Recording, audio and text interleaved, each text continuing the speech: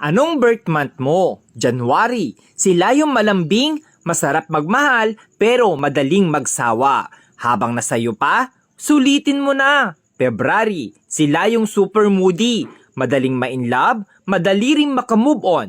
Sweet, ma-effort, lalo na pag mahal niya talaga.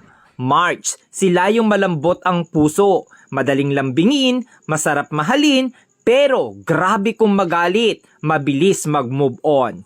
April, sila yung grabe magmahal, todo bigay, todo effort, tahimik pero mainitin ang ulo. Mahilig tumingin sa iba pero ikaw lang mahal niya. May, madaling mainis pero mabilis pasayahin. Maliit na effort mo, natutuwa na. Palaging may love life pero palaging niloloko. June, mahilig talaga mga liwa, pero kapag nakita na niya yung taong mahal niya, loyal kung loyal yan. Masayahin pero doble ang sakit ang kayang ibalik sa'yo once nasaktan mo. July, sila yung mga taong hindi mabilis magtiwala.